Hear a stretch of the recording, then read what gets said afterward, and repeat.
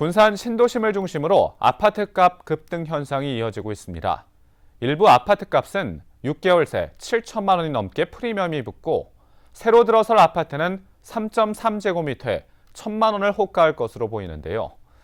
외지 투기 세력의 영향이 큰데 또다시 악순환이 반복될 것으로 보여 집값만 올려놓는 것은 아닌지 우려됩니다. 모영숙 기자입니다. 군산 조촌동의 에페이퍼코리아 부지에 조성된 아파트 단지. 5년 전 이 부지에 들어선 한 아파트의 분양가는 3.3제곱미터당 720만 원을 시작으로 1년 전까지만 해도 인근 아파트는 830만 원까지 분양가가 상승했습니다. 이 일대 아파트의 경우 지난해 하반기 전용 면적 84제곱미터 기준 실거래가는 7천만 원 이상이 올랐습니다. 부동산 업계는 실거주 말고도 풍부한 유동자금을 가진 외부의 투기 세력이 아파트 값을 올린 것으로 보고 있습니다. 작년에 전국적으로 투기 바람이 불었어요. 네.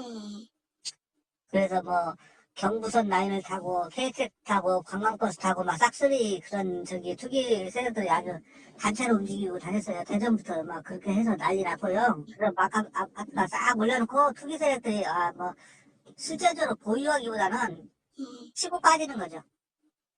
올려놓고 올라가면 팔고 빠지는 거죠.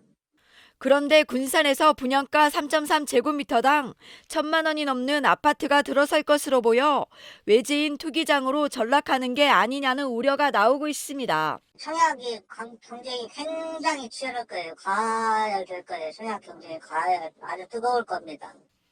지난 10월 말부터 보름 사이 두 곳의 건설업체가 아파트를 짓겠다며 군산시로부터 주택건설 사업 승인을 받았습니다. 이들 업체는 디오션시티와 지곡동에 각각 771세대와 665세대를 지을 것으로 알려졌습니다. 브랜드 가치와 땅값, 인건비 등을 고려해 군산에서 처음으로 최고가 분양가가 나올 것으로 전망됩니다. 문제는 3.3제곱미터당 1천만 원이 넘어도 외지인 투기가 이어지면 실거래가가 부풀려질 수밖에 없다는 겁니다. 아파트 가격이 급등하면 결국 실소유자인 시민들이 피해를 입을 수밖에 없습니다. 이럴 경우 집값이 오르면서 인근의 아파트 값도 덩달아 뛰고 거래도 쉽지 않습니다. 좀 비싸게 거래를 했는데 저기 사람들 싸게 내놓을 수가 없잖아요. 결국에는 그게 실수요자 부담이에요. 집 사기 더 어려워지고 비싸서 팔기도 쉽지 않고. 고분양가 시대에 진입한 군산.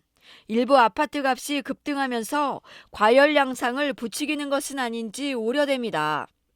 KCN 뉴스 모영숙입니다.